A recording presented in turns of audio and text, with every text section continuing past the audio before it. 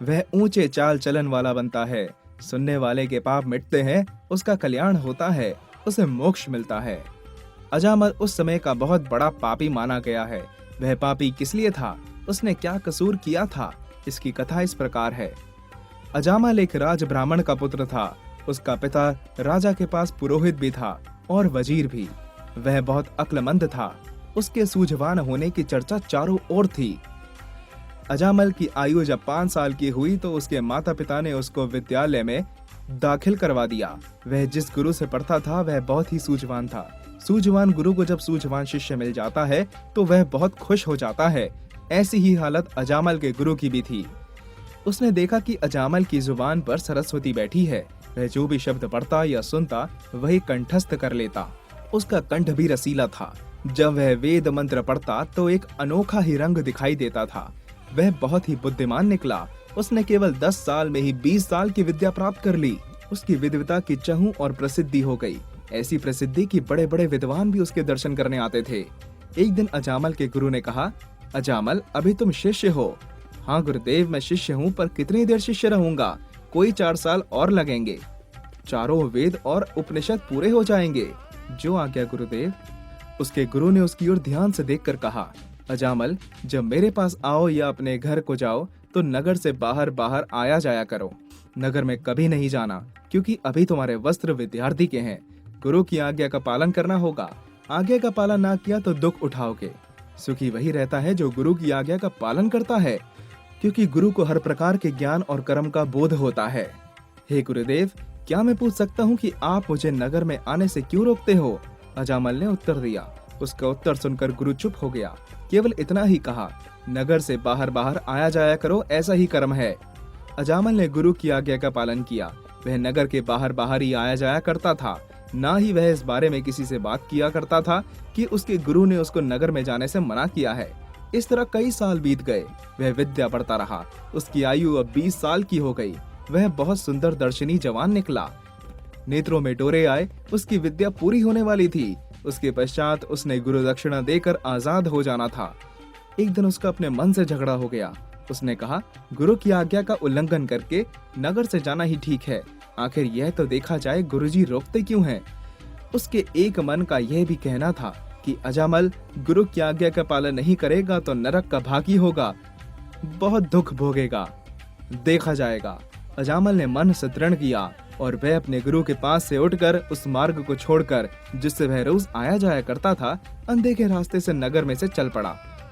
अजामल के गुरु ने उसको इसलिए नगर में जाने से रोका था क्योंकि नगर में माया का विस्तार था। धन के रूप के चमत्कार ऐसे थे कि नौजवान का मन उस ओर शीघ्र आकर्षित हो जाता था। नव युवक को पूर्ण ज्ञान नहीं होता था। गुरु के आश्रम के वेश्याओं का बाजार था। सारी ही वेश्या नगरी थी। उस मोहल्ले में वेश्याएं बैठती थी। वह युवा पुरुषों को अपने वश में करती थी। ऐसी हवा से बचाने के लिए गुरु ने अजामल को रोका था। गुरु चाहता था कि अजामल राजपुरोहित बन जाए। जब विवाह हो जाएगा तो फिर इस ओर ध्यान नहीं जाएगा। ऐसा ही विचार गुरु का था, क्योंकि गुरु के लिए शिष्य ही उसका पुत्र होता है। उसका ध्यान रखना गुरु का कर्तव्य और धर्म होता है। शिष्य का भी धर्म है कि वह गुरु की सेवा करे, उसकी आज्ञा का पालन करे। अजामल जब जाने लगा तो गुरु ने स्मरण करवाया कि अजामल शहर के अंदर मत जाना। बहुत अच्छा गुरुदेव कहकर अजामल चल पड़ा, पर वह आश्रम में से निकलकर नगर के अंदर ही अंदर द्वार की ओर चल पड़ा। वह जैसे ही द्वार के भीतर गया वैसे ही उसे नगर की महिमा बड़ी अनोखी सी लगी। बहुत चहल पहल थी। सबसे बड़ी बात यह थी कि सुंदर नारियां हाव भाव करती इधर उधर घूमती दिखाई दी। वह पुरुषों से मधुर बातें करती थी। उनके रूप बहुत सुंदर थे। नरगिस के फूल जैसे नयन थे। उनके अर्धनग्न तन तुलाब की पत्तियों की तरह चमकते थे। वह शोभा वाली थी। उन सुंदर नारियों को देखता हुआ अजामल अपने घर को चला गया। घर जाकर उसका मन पढ़ने और पाठ याद करने में ना लगा। उसका मन बेचैन हो गया तथा जो कुछ देखा था वही सामने घूमने लगा। जब रात को नींद आई तो वही सपने आते रहे जो उसने नगर में देखा था। सुबह उठकर स्नान किया। जब गुरु के पास गया तो गुरु ने उसकी आंखों में लाली देखी और पूछा, अजामल रात सोए नहीं, क्या बात है? सोया था गुरुदेव। आंखें लाल और मन उखड़ा सा क्यों है? पता नहीं गुरुदेव। नगर से बाहर बाहर गया था, बाहर बाहर आया था। अजामल ने पहले तो गुरु की आज्ञा का उल्लंघन किया और बाद में दूसरी महान भूल यह की कि गुरु से झूठ बोल दिया। उसने झूठ बोलते हुए कहा, गुरुदेव बाहर बाहर गया था। वह झूठ बोला, इसलिए उसकी आत्मा कांपी, पर वह झूठ बोल चुका था।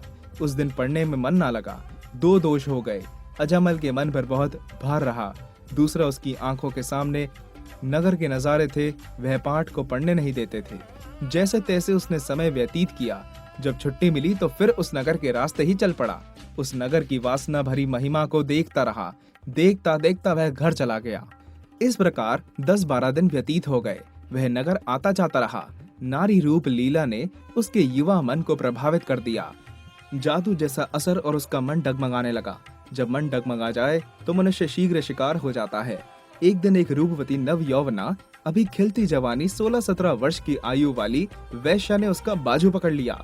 उसे जाल में फंसाकर पाप कर्म की तरफ लगा लिया। वह अधिकतर समय उसके पास बैठा रहा। वह भोग विलास में डूब गया और फिर घर चला गया। घर उसे पराया सा लगा। उसकी आंखों में नींद न आई। सुबह पढ़ने के लिए गुरु आश्रम में समय पर ना पहुंच सका। पहले ही अजामल ने मंदे कर्म दोष किए थे। एक गुरु की आज्ञा की अवज्ञा तथा दूसरा झूठ बोलना। उसने अब 2 पाप और कर दिए। एक झूठन खाई और पराई नारी का गमन करना। वह वासना की ओर बढ़ गया। वेश्या का झूठा भोजन भी खा लिया। इन चारों ही महादोषों ने उसकी बुद्धि भ्रष्ट कर दी। वह गुरु के पास जाता, लेकिन मन भटकने से पाठ ना कर पाता। उसका सूझवान गुरु यह सब कुछ जान गया था, लेकिन अपने मन की तसल्ली करने के लिए एक दिन अपने शिष्य अजामल के पीछे पीछे चल पड़ा। उसने अपनी आंखों से देख लिया कि उसका बुद्धिमान शिष्य अजामल एक वैश्य के दर पर चला गया है। वह वापस लौट आया और बहुत बेचैन रहा। अगले दिन जब अजामल आया तो गुरु ने उसे कहा, अजामल, इस आश्रम से चले जाओ। तुमने जो कुछ पढ़ना था वह पढ़ लिया है। यह कहकर गुरु ने अजामल को भेज दिया। तदुपरांत गुरु ने अजामल के पिता को बुलाकर कहा, आप अजामल का विवाह कर दें। इसका अब कुंवारा रहना योग्य नहीं। अजामल का पिता राजपुरोहित था। राजपुरोहित होने के कारण उसके लिए अजामल का विवाह करना कोई मुश्किल कार्य न था। उसने शीघ्र ही अजामल के लिए योग्य कन्या देखकर उसे परिणीय सूत्र में बांध दिया। अजामल का विवाह हो गया। उसके घर एक सुंदर, सुशील, गुणवती तथा तेजवान दुल्हन आ गई। लेकिन अजामल का मन अब भी चंचल ही रहा। वह अपनी पत्नी से तृप्त ना हुआ। वह वैश्य के द्वार पर फिर जाने लग गया, परंतु उसका वैश्य के पास जाना छिपा न रह सका। उसका सबको पता चल गया। उसकी धर्मपत्नी ने काफी यत्न किए कि वह उसके पास ही रहे। 16 श्रृंगार भी किए, नृत्य तथा संगीत से उसे प्रसन्न करने का प्रयास किया, लेकिन अजामल का मन पापी ही रहा। वैश्य की झूठन और शराब ने उसकी बुद्धि को भ्रष्ट कर दिया था। उसकी सत्यवती पत्नी अनेक प्रयास करके हार गई। एक दिन अजामल का पिता परलोक गमन कर गया। उसके पश्चात राजा ने अजामल को राजपुरोहित बना दिया।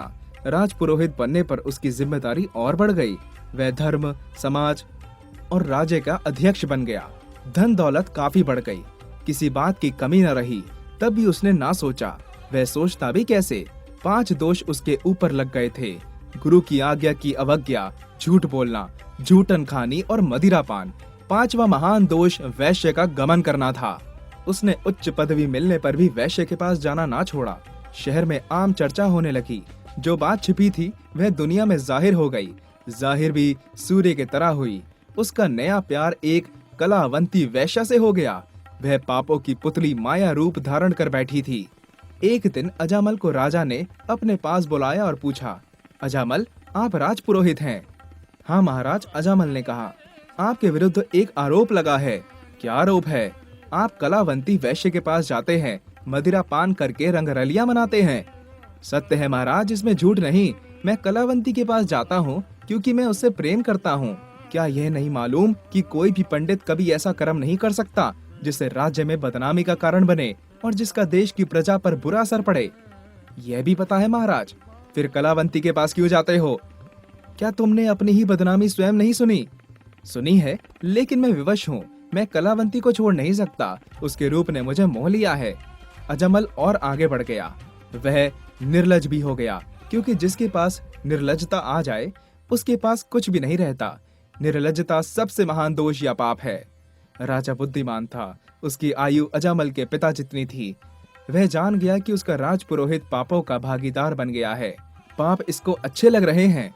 उसने अजामल से कहा, यदि आपकी बात सही है कि वह आपको अपना पति स्वीकार कर चुकी है तो उसे अपने घर ले जाओ। घर रहेगी तो लोगों को पता नहीं चलेगा। जितनी देर वहां रहेगी उतनी देर वैश्य है।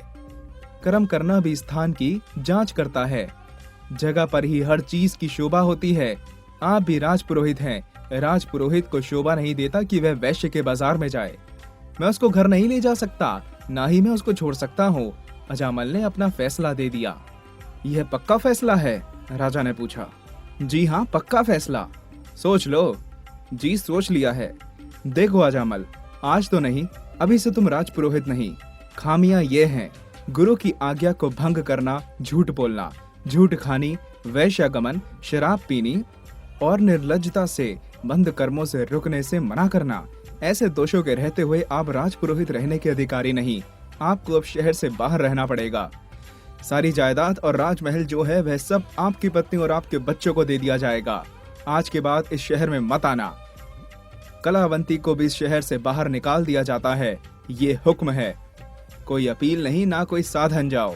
राजा के हुक्म को सुनकर राज दरबारी और अहलकार सब घबरा गए, लेकिन अजामल पर कोई असर न हुआ।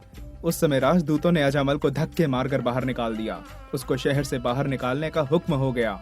अजामल की पत्नी ने जब यह हुक्म सुना तो वह बहुत दुखी हुई, पर राजा के हुक्म को टालना भी कठिन था।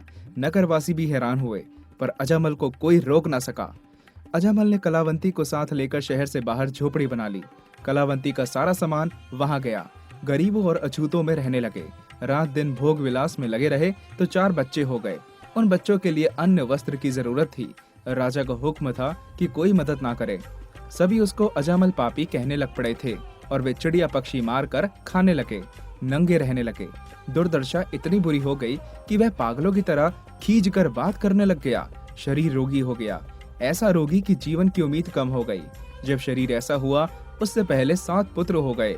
उसने 7वें पुत्र का नाम नारायण रख लिया। दुखी होने लगा। वह पापों और दुखों का एक पुतला बन गया। वह सुबह जंगल को चला जाता और शाम को शिकार करके वापस आ जाता। कलावंती अब तक भारी गृहिणी थी, 7 बच्चों की माँ थी और रूप भी अब ढल गया था। वह दुखी होने लगी। स्त्री पुरुष का यह स्वभाव है, जब दुख कष्ट तन को आए तो भगवान या नेकी याद आती है। कलावंती को पछतावा होने लगा कि उसने एक उच्च ब्राह्मण का जीवन नष्ट किया और अपना भी। पापिन बनी। अगर राजा से क्षमा मांग लेती तो इतना कष्ट ना पाती। झोपड़ी के पास से कोई साधु संतों की तरफ देखती रहती। एक दिन देवनेत के साथ समय बन गया कि 2 साधु उसकी झोपड़ी के पास ठहर गए। वह महापुरुष बहुत सूझवान थे, भगवान रूप, मगर कलावंती के पास कुछ नहीं था जो उनको खाने को देती। वह वैष्णव साधु थे। अजामल शाम को घर आया। वह चिड़िया, बटेर और कबूतर आदि मार कर लाया तो कलावंती ने उस दिन उसको बनाने ना दिया। उसने कहा, हे पतिदेव, पहले ही पता नहीं किस कुकर्म के बदले यह दशा हुई है। हमें आज मांस नहीं बनाना चाहिए। साधु वैष्णव हैं, हो सकता है कि कोई अच्छा वचन कर जाएं तो हमारे जीवन में कोई सुख का समय आ जाए। सुना है साधु भगवान के भक्त होते हैं। अजामल, हे प्रियतमा, बात तो आपकी ठीक है, पर हम क्या खाएं और इनको क्या दें? मेहमान हैं, घर आए अतिथि को भोजन ना देना भी तो घोर पाप है। कलावंती, ये बात तो ठीक है, इनको खाने के लिए क्या दें? हाँ, कुछ दाने हैं भुने हुए और गुड़ भी है, वे ही दे दें। आप भी मुट्ठी मुट्ठी चबाकर संतोष से रात बिता लें। सुबह जो होगा देखा जाएगा। अजामल, बात ठीक है, ऐसा ही करो। दंपत्ति ने भुने हुए दाने और गुड़ साधुओं को खाने के लिए दिए। अनुरोध किया, महाराज, हमारे पास तो यही कुछ है। हम गरीब और पापी हैं, कृपा करो, दया करो। हे महाराज, हमारे लिए भगवान से प्रार्थना करो। भगवान रूप साधु ने वचन किया, हे अजामल, त्रिकाल दृष्टि द्वारा हम सब जान गए हैं, आप ब्राह्मण के पुत्र थे। वासना की अग्नि ने आपकी बुद्धि सब भस्म कर दी। ठीक है, पर जल्दी ही आपका कल्याण होगा। जो आपने अपने पुत्र का नाम नारायण रखा है, ये भगवान की प्रेरणा है। इसके साथ प्यार किया करो। नारायण नारायण पुकारो, एक दिन अवश्य नारायण आपकी पुकार सुन लेंगे। ये वचन करके सुबह वह वहां से चले गए। अजामल ने अपने पुत्र को उठा लिया और उससे प्यार करता हुआ कहने लगा, पुत्र नारायण, आओ बेटा नारायण, रोटी खाओ नारायण, दूध पियो नारायण। ऐसी बातें करने लगा। उसकी बातें उसके मन को शांति देने लगी। कुछ ऐसी प्रभु की लीला हुई, वह जो शिकार मार कर लाता वही बिक जाता, जिससे उसको पैसे मिल जाते। इस तरह उसे अन्न खाने को मिलने लगा। उसके दिन अब अच्छे व्यतीत होने लगे। वह झोपड़ी में रहकर सुख महसूस करने लगा। काल महाबली है, काल की मार से कोई नहीं बचता। जो दिखाई देता है सब नाशवान है। सबके काम अधूरे रह जाते हैं जब काल आता है। काल का भारी हाथ सबके सिर के ऊपर रखा जाता है। अजामल का भी काल आ गया।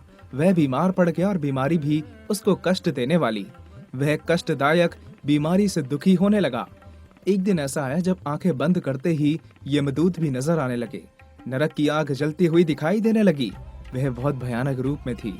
उसकी दशा बहुत डरावनी थी। नरक की झांकी वह अंतकाल नजदीक नजर आया देखकर उसने बहुत ऊंचा ऊंचा पुकारा, नारायण आओ, नारायण आओ।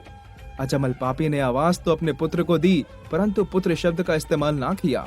सत्य ही उसका कल्याण हो गया।